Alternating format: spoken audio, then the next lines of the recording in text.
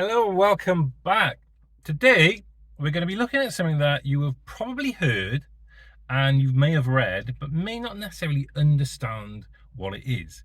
So if you've been to an auction to buy a car, then you may have heard the auctioneer call it out on certain vehicles, and you've probably read it somewhere in classifieds or on eBay or somewhere like that. So today the question is, what is a category registered car, and as a driveway trader, should you avoid them like the plague? Well, as the universe does, it's got a way of giving me these things. So I'm sat in one right now, which wasn't a category anything when I bought it. And if you want to know more about that, I'll explain exactly what happened and name and shame a few people at the end. So, what is a cat?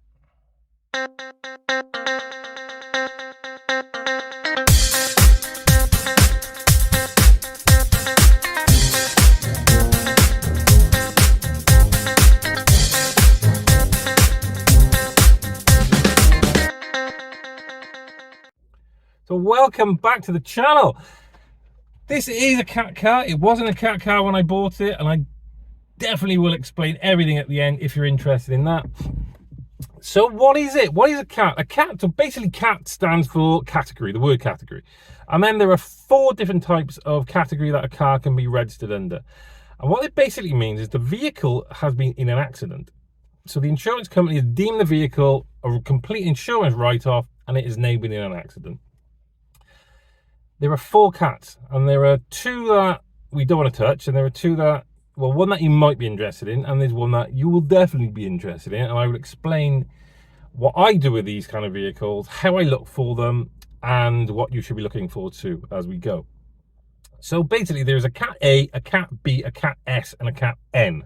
Right, cat A doesn't stand for anything within the category itself, because cat A basically stands for vehicles that the insurance company have taken and they will never, ever, ever see the light of day again. So it could be a car that has been smashed up to the point that it's in half, and maybe someone's died in it and there's bits everywhere, or it could be a vehicle that has been burnt out, so there's nothing salvageable from the car. That is a cat A, which can only in my head stand for absolutely fucked.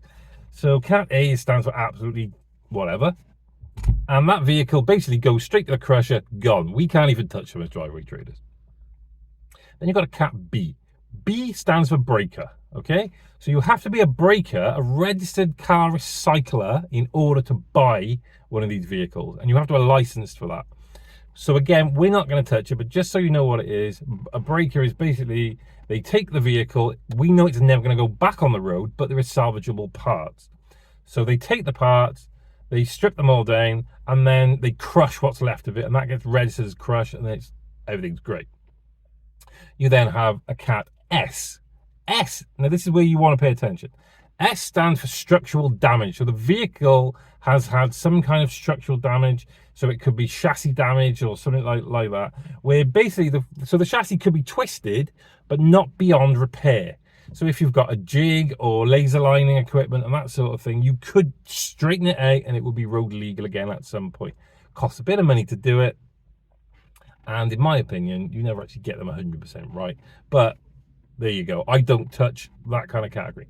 But the one that I do touch, and this is one that is worth looking at, is the category N. N stands for non-structural damage, which means the chassis is in good shape.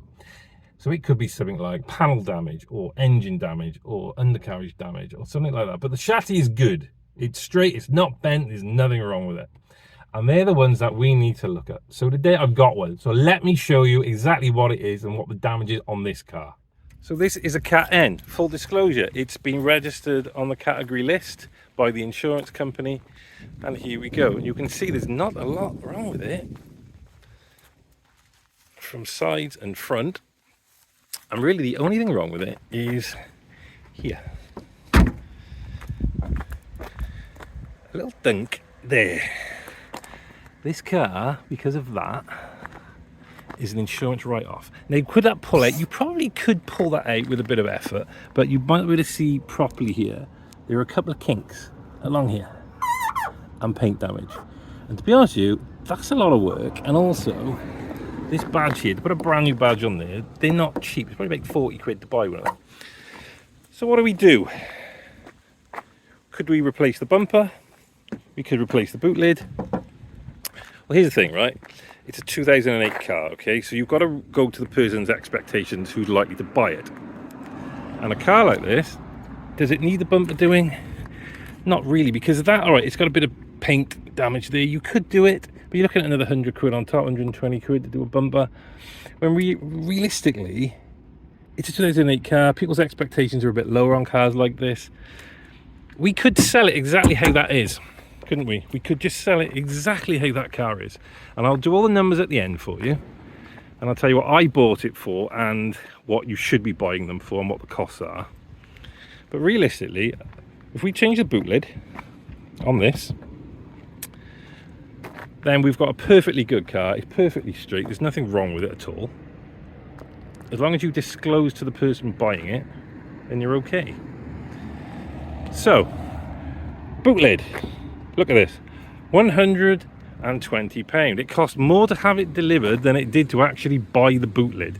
Now, it's the same year car because I did inquire and ask them. The reason why I always ask for the same year is just to make sure that the least paint come out of the factory the same year. So it's going to be the same, even if other years had very slight different paint codes. It's exactly the same. Okay, so we know that it's perfect.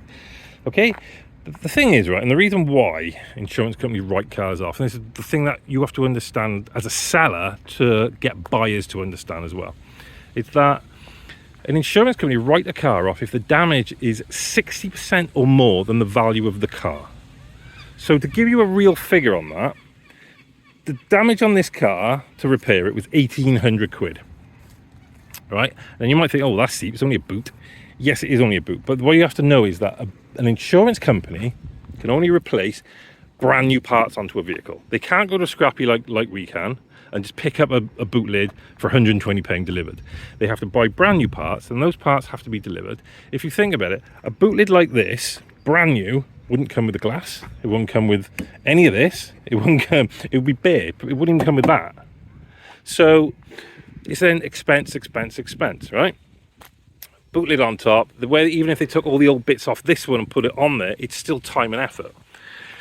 Whereas we can go to a scrappy, we can buy a fully complete unit for the price I just showed you and fit it. We're pretty sure that the paint colour is going to probably match anyway because it's the same year. And do you know what? It doesn't really matter if it's not 100% right, because it's not going to be that noticeable.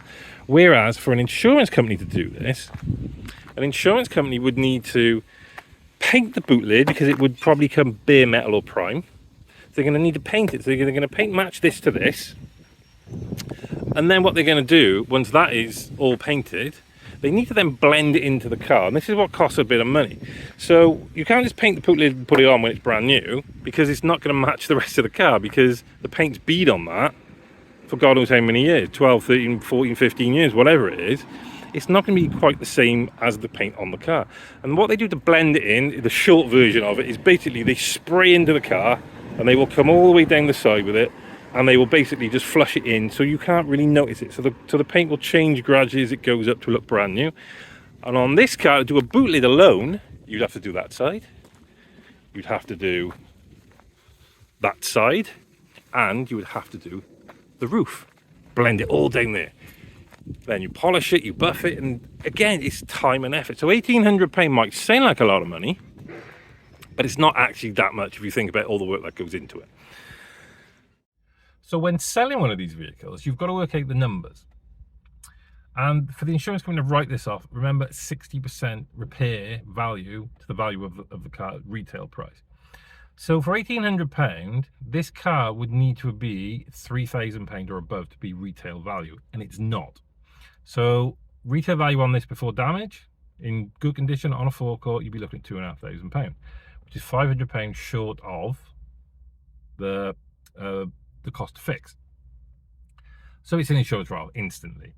And this is what you've got to remember. So this is where you educate the buyer.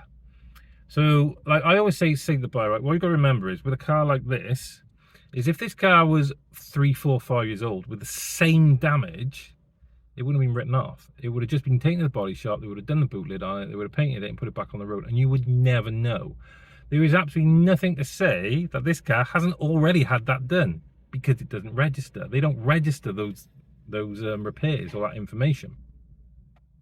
So there's absolutely nothing to say that every vehicle that you walk past hasn't been in a body shop because of damage.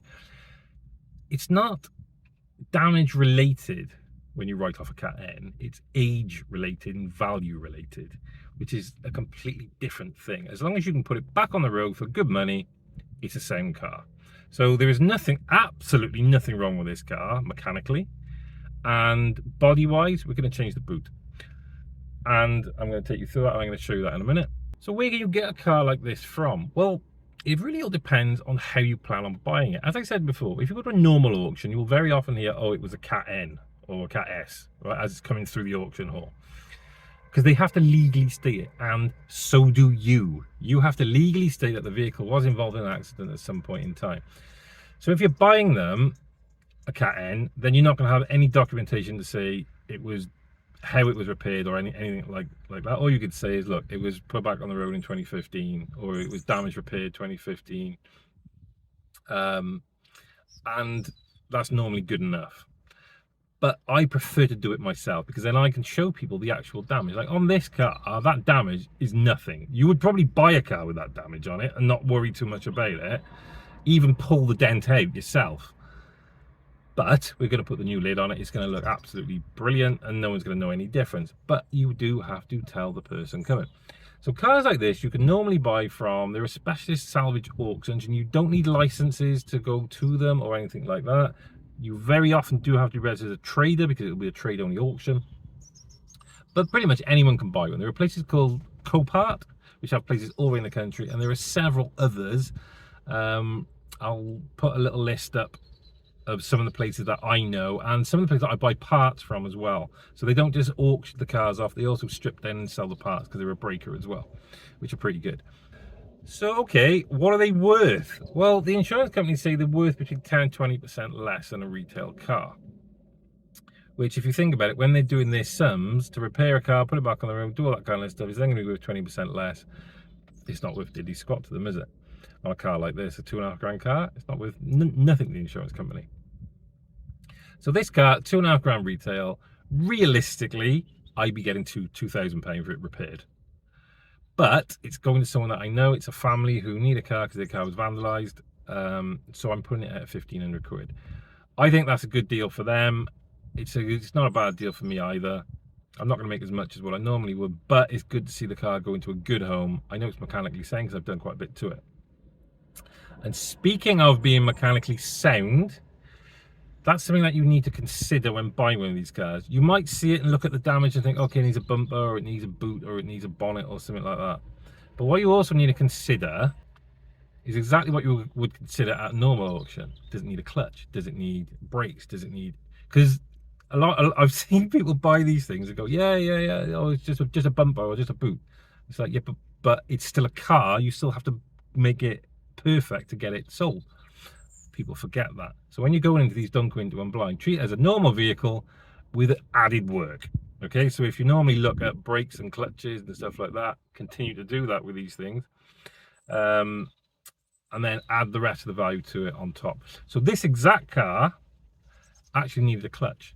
I knew it needed a clutch. I bought it knowing it needed a clutch, so I can't blame anybody for that. But it just goes to show that if I hadn't have picked this car up and someone else had bought the car, they wouldn't have known it was a clutch. A clutch on one of these, on a normal garage, you're probably looking £500 to £600 to put a clutch in one of these. Okay, I got it done very, very cheaply. I think it cost me 275 quid all in, including the clutch. Clutches on these things are absolute... I don't know why they're so expensive. You normally get a clutch for about 60, 70 quid. With the flywheel, this thing was like 140.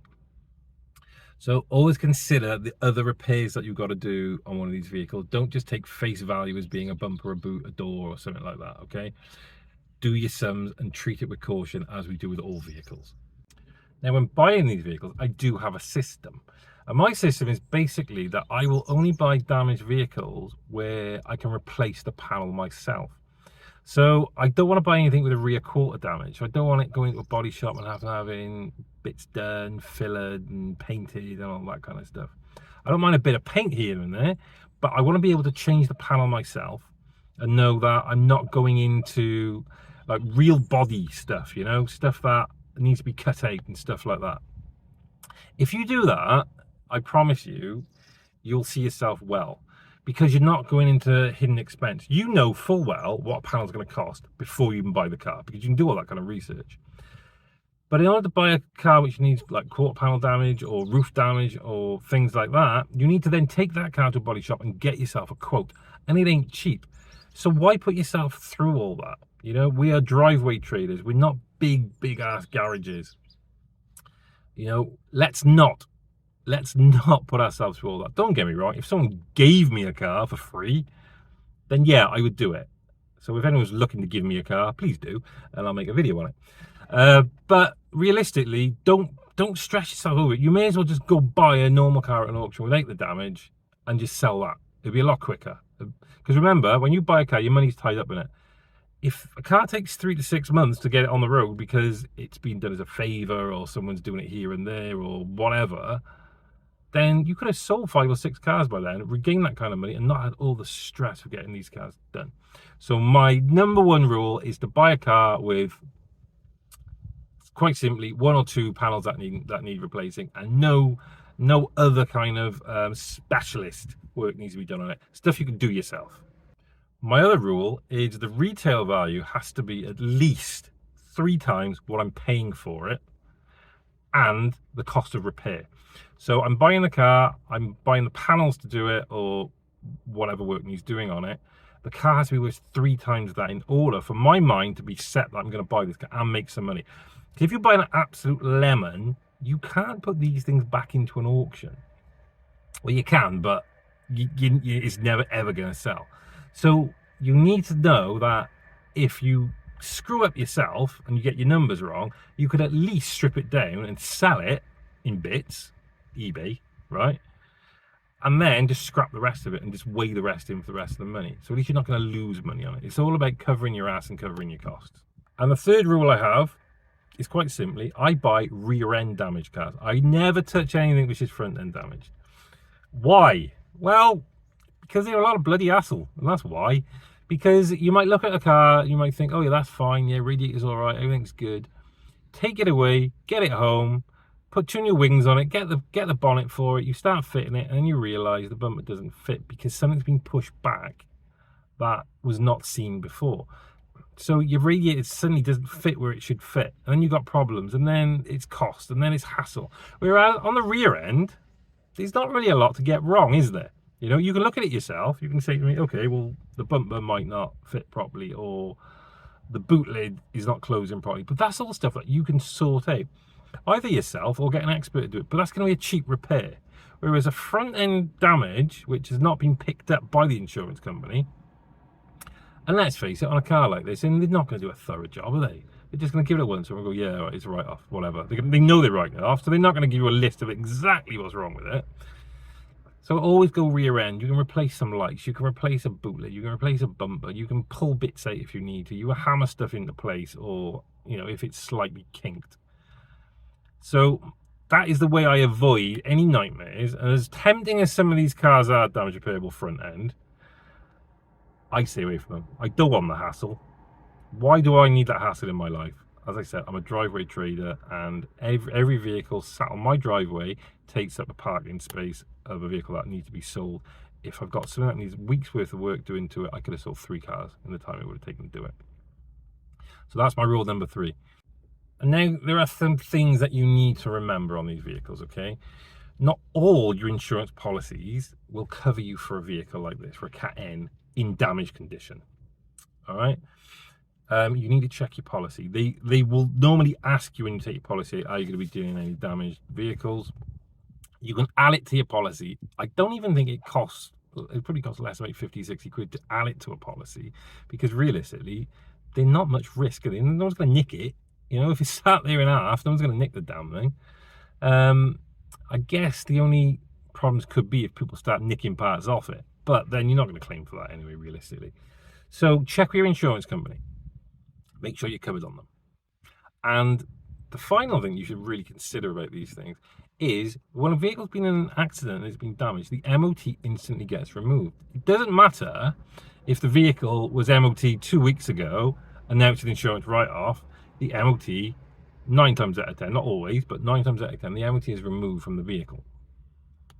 So you then have to send it for a new MOT. Now that's just something to remember, right? This is why I buy panel damaged cars rather than engine or structural, or even like wheel problems, suspension problems, stuff like that.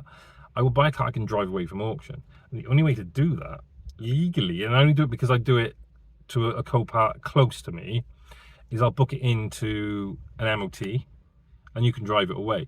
Because I'm still here on the laws, right? And realistically, no one really knows what the laws are because the police don't know half of them themselves. You know, if you get pulled over on your way home from co-part, technically you shouldn't be on the road because it has no MOT. Even as a trader, it shouldn't be on the road because it's not having work done and it's not going for an MOT. So I cover my ass by booking it in for an MOT.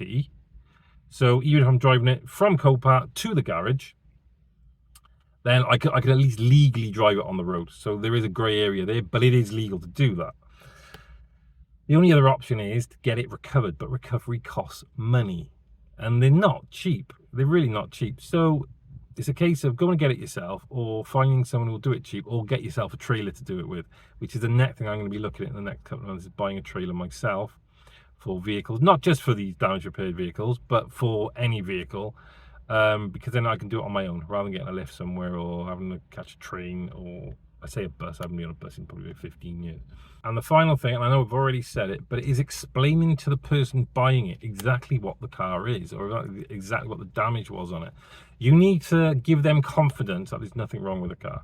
Now, most people, probably 99% of people, will be happy to buy a vehicle they know is being repaired as long as they know what the damage was, which is great if you're buying them damaged, because you can then take pictures of it, videos of it, or even have the damaged panels, which is what I normally keep the panel until the person has bought the car, because I can show them and go, look, most people wouldn't even bother repairing it, but I have, and there you go, you've got an absolute sound car. There's nothing wrong engine-wise. It's got a brand new MOT on it. Remember, you've got to put an MOT on it, so you may as well make it sound like you're doing them a favour by putting the brand new one on, right?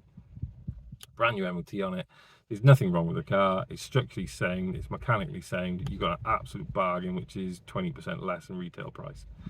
So that's the other thing to consider. You've got to just have it in your head what the car actually is yourself. Keep your expectations right. Do a good job on repairing it. And when it comes to repairing it, remember, yeah, people's expectations on these older cars are lower than on newer cars. So like, whereas like a lot of people would say to me, oh, I do the bumper. Really? You do the bumper. You get no more money for it. It would be worth absolutely not one penny more by me replacing that bumper, right? But it would probably cost me 150 quid. So why? Why? The person coming to buy it knows it's had a bit of a whack in the back. It's structurally sound, and we're good to go. So there we are. This is a Cat N car. We've purchased it, and I'm going to show you now exactly what I paid for it and do all those numbers with you. And remember, I bought this from an insurance company because I was actually in it when it got whacked. So I'm going to give you what I actually paid for it, and I'm not going to bullshit and tell you I bought it from auction, because I didn't. But I'm going to give you the price that I would have paid at an auction for, a realistic price, and what the costs are, so what it all adds up to. I'm going to give you the price, two prices basically. The price that I bought and sold it for, and the price that I should have bought and sold it for if I wasn't buying it from the insurance company direct, and if I wasn't selling it to someone that I know. So here's the numbers. So here we go, purchase price. What did I pay for it? Now remember, before I reveal the price, I bought this direct from the insurance company. So this is not the real price that you will be looking to pay from the auction, but I will give you that price as well. So the price that I actually paid for it, full disclosure, not the bullshit anyone, I paid 138 quid. Bargain of the century, right? You can normally get a car, you can buy a car back from an insurance company, normally for about 6% of the value that they value it at. So 138 quid I thought was an absolute bargain. They knocked that off the price that they gave me for the vehicle, and yeah, happy days, I kept the vehicle, £138. So, auction price. Now, this is a real auction price because there was a car, it was an 09 plate, I know this is a 2008, there's an 09 plate, It was a red one, actually, a red 09 plate with 2,000 less miles. Went through a Copart auction the month before I made this video. I already obviously knew the vehicle had been damaged by them. But here's the actual price it went for. Boom, 250 quid. Not a bad price. Not a bad price at all for that. Remember, it's just a boot lid. All right, it wouldn't look as clean as this one because I keep my cars fairly clean. It's going to come out of a scrapyard because it did. When they arrive, they always look a mess. But look, a good clean and you're ready to go. Look, they're generally no more worse inside than when you buy from a normal auction, to be fair to them. You know, because they've just been damaged and then taken off the street. So remember as well, you've got to pay the auction fee. Auction fee at Copart. Now, in order to get this fee calculator, you need to have an account with Copart. So you need to go online, sign up for an account with Copart. There's some hoops you do have to jump through. You do have to pay a fee to be a member of Copart, sadly, which I think is bloody daft, but there we go. You do have to pay a fee. So the auction fee on a car under £300 is £93 plus the VAT, which works out, hang on, in my head, £111.60. Yeah, happy days, £111.60 for that one. And then obviously we have to buy the boot lid, but that was the only bit that we bought, if you remember. So I've already told you the price of that. Boot lid was £120. So all in, that's not a bad price, is it? It's not a bad figure for what we're doing. So let me chuck it. Let me show you me us putting that boot lid on, and there's some little things I want to show you here. And then I'll redo all the calculations at the end of what I sold it for and what you should sell it for as well. So I'm going to give you two prices on this. So let's have a look at that. So here we are. So this is a good friend of mine. This is Mr. Murdoch. Mr. Murdoch, well, I've known him since I was about 4 years old, I think. And conveniently, he is a mechanic. So he helps me with lots of bits and pieces like this. Changing a boot lid is a two-man job. All right, you can do it on your own, but it's not easy. So it's always better to have two people anyway to help you strip bits down and whatnot. So what we are doing here is a lot of the time you'll buy panels like boot lids and they won't come with any electrics in them. This one did. I'll share with you later where I got this from. But this one came with all the electrics in it. So then we have to make a decision. So we analysed it and we looked at the boot on the car and the boot that we had. And we decided that it would be easier to remove the wiring loom from the boot lid and from both boot lids even. So the one that's already on the car and the one that we are stripping down in front here. And leave the one that is attached to the car, because otherwise we'd be trying to go through the chassis and try and reconnect it through the chassis. So there's no point in that. So we may as well just leave the wires hang down when we remove the old boot lid, put the new boot lid on, and then rewire it all while it's in there, just so that we all know that it's there working. And remember, there's things in this boot lid, so you got to take the spoiler off to get to the lights, and there's boot lock mechanisms and things like that that you're gonna have to strip down. It looks a lot harder than what it is here, but it honestly, it probably doesn't look that hard actually. It's off. There we go. So we now moved on to the second one, the one that's already on the car, and we are basically just stripping that one down as well. Now guys, I'm doing this on mud, so that's why I didn't put anything down. But in general, this took us about an hour and 20 minutes. We did half the first night in the night, and then we did the second half the next day because it was getting dark. So hour and 20 minutes between two of you, job done. And I think we had a cup of tea in that time as well. So again, it's not that hard, is it? Right, so day two. So again, we had to stop in the night because it was getting dark and I didn't know if it was going to rain. So we left all the bits on, like the spoiler and stuff, which we're going to take off now. And that disconnects the lights and all that kind of thing. Top tip, the last thing that you ever want to disconnect on one of these cars or any car is the boot release mechanism, because otherwise you're going to be trying to climb through the boot to reconnect it to open it. So the last thing is always a boot release mechanism. So all I'm doing here is we are loosening up the bolts that are holding the boot lid to the car, to the chassis, and then I've run off down the lane to my other car to get something which is a top tip. It looks like a pool noodle, but it's not. It's off a scaffolding pole. If you ask the scaffolders when they're taking their scaffolding down, they will generally give you them. And we're sliding it in the gap between the chassis or the car and the boot lid. So it's protecting the paint. So Mr. Murdoch, I'm not saying he couldn't hold it up, because he damn well could. but he hasn't got to hold it up because it can lean on the car without scratching the paint. Absolute top tip, otherwise you're going to scratch it. Then we bring the other boot lid in, we're going to put the noodle back on, and we're going to lift it back into place. Nice and simple. Now when you're lining these up, because they come out of a factory, which is, the cars were made by machine, everything should line up perfectly if you get the bolts in the right place, and providing it hasn't been off before. So you get those bolts in the right place, you'll see the marks from the old boot where they were taken off, and we just put it into the right place. Now if it doesn't match, don't worry about it. Just look for the gaps when you close the boot and you're having a good look at it, and I just like adjust them slightly. You'll work it out. I mean, it's not rocket science, guys. You see me there, the first thing I connected was the boot release handle. Right, and then job done, I'm happy, thanks Murdoch's ass. And then we're going to basically thread all the wiring back through, because we left it connected to the car, remember, so there wasn't a problem. We just thread it all back through, put it all up, and we use some tape, other kind of tape, like double-sided tape I think we used, to fix it into place, because when you pull them off, when you pull the wiring off, all the little plastic things break. So there we go. We're trying to take off the what are we taking off there? Oh, the thing for the light and the boot release. So we're going to swap them round. I've gone to get a hat because I'm ginger and it is bloody hot today. I don't want to burn my head. There we go. Nice hat, nice Ferrari hat. And yeah, there we go. So that goes on, and the boot lid's done. So there we go. All done, all dusted, ready to go. I'm giving it a quick wipe down. People are on the way to pick it up right now. So it was done just in time. This morning we did an engine mount as well because I didn't feel right on the gearbox, and I was absolutely right, it was an engine mount. Just felt a bit juddery in slow moving traffic. So there it is, ready to go. Cat N car. You tell me. I can't open the thing now because I haven't got the key. Oh, come on, Steve-o. Get with the game. You tell me that you would notice the difference on that. Now we've done the boot. And that's what I mean. Look for ones you can change the panel yourself. That even works now, and it didn't work before, so we actually fixed a problem with that we didn't know we had.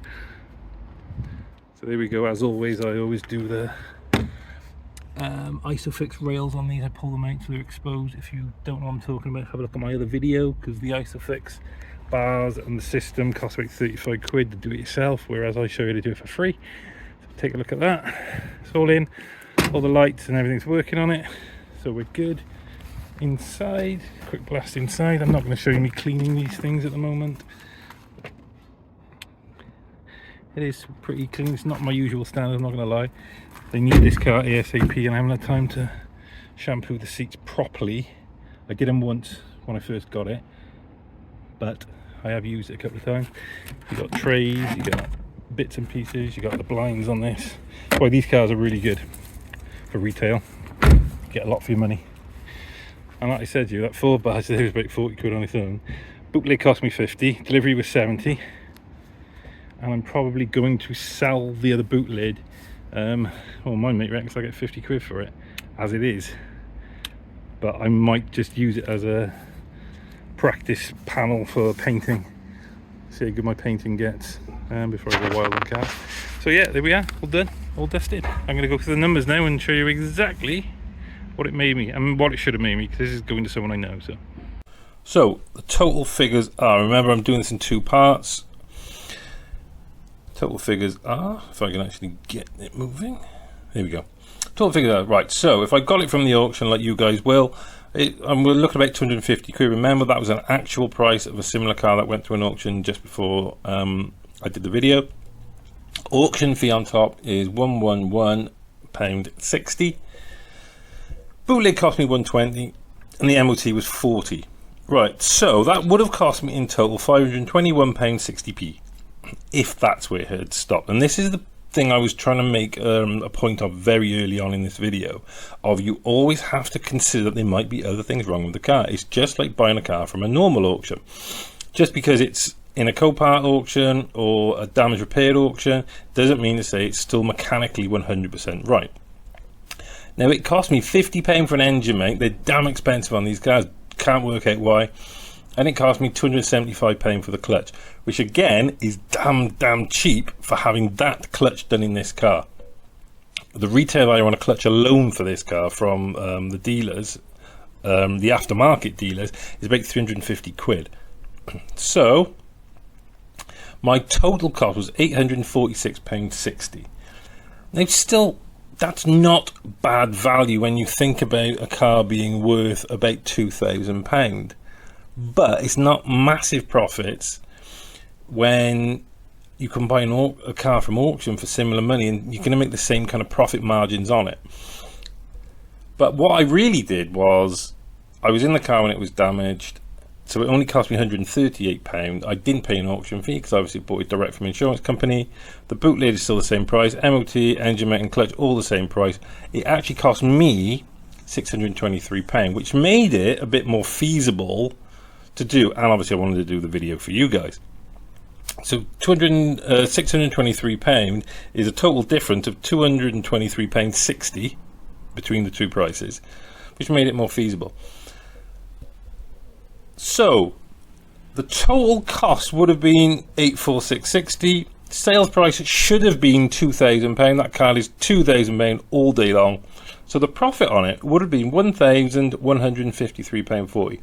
When you think about it, all I did was change the boot lid on that. So, you know, it really wasn't a lot of work for me to do. I mean, you watched us do it. You know, it didn't take long. It took an hour and 20 minutes to actually do that. Sent it to the garage. Mr. Murdoch did some work on it for me. So that was all done. Clutch, engine mate was done. So yeah, you know, we're good to go with that. So that's not a bad profit for that. Yes, you can make similar profits with a non-damaged car, should we say. But what you've got to think about then is you're selling it at a higher price. Whereas, is it easier to sell a lower priced car that looks, you know, the same as it is to sell a higher price? Of course it is. Someone's going to come along and go, well, that's £500 cheaper, I can afford that. The £2,000 mark is a brilliant margin to be working within. So what it actually cost me, because I bought it from insurance, was $623 in total. I sold it to a friend, remember, or someone that we know, for £1,500. So my profit was $877. For the sake of the video, it was worth doing it for $877. But the thing that you've got to remember is, because I was in the position that I was the driver of the car when it was damaged, I also got paid out from the insurance company. So total disclosure, as always, they pay me £2,300 for the car. I made £877 profit from fixing it up and selling it to someone that I know. Yes, all right, it would have been a lot more, but still. So my total profit on this deal was £3,177. That, no one can argue with me and tell me that's a bad deal. I think I come out on top of that. I mean, if you disagree with me, please let me know. And I can't see how you would disagree with me. £3,177 profit on a car that wasn't worth he's worth £2,500. You can't knock that, can you? So this is a situation where we've turned a negative, because it was hit in the back, into a positive and made some good money at that deal. So how did the car get like this in the first place? This is the burning question. So what actually happened? Well, I was on a roundabout and there's a van behind me, this van. And this van decided that it was going to try and get into a gap that wasn't actually there. So when we pulled off the roundabout, I wasn't paying attention to the guy behind me. Obviously, I'm looking forward and to my right. And as we pulled around, he come up behind me. I had my foot on the clutch because I was changing gear, and he had his foot hard on the accelerator. Obviously, my car slowed down. His didn't. Boom! It went at the back of me. Tapped it. It wasn't a major incident.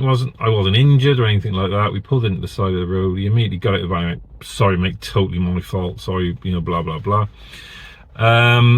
What did he say to me? He said, oh, you slowed down. I was like, well, I didn't slow down, I changed gear, you know. But regardless, you shouldn't be that close, you shouldn't have hit me. So anyway, he went, yeah, all right, my fault, I went at the back of you. Like, no excuse kind of thing. Okay, fine. He said, look, I don't want my boss to find out. The damage wasn't massive on his van. It wouldn't even be noticed. This is the damage on his van. So the damage on his van was minuscule. Basically, he said to me, can I pay cash? I said, no problem. I said, but I don't think it's going to be cheap to get that done. You know, it's going to be a boot, it's going to be a bumper, whatever. He said, well, I don't want my boss to find out. I said, okay, no problem. Give me your name and number and your address. So a Matthew Bond from Aberbargoed, who works for this company, decided that yeah, that he didn't need my name and address. He didn't take my details at all. And he left and off he went. Obviously, I made sure it was his number when he was there. So a couple of days later, I went and managed to get some quotes, give him a call. And the first thing he said to me was, before you say anything, I want you to know that you drove into me. And I went, well, what do you mean I drove into you? How's that even possible, mate? He said, you pulled off the roundabout, you stopped, and then you reversed straight into me. I said, you've taken a mick. And he went, no. He said, that's what happened. And he said, if you want to go to insurance, that's it, innit?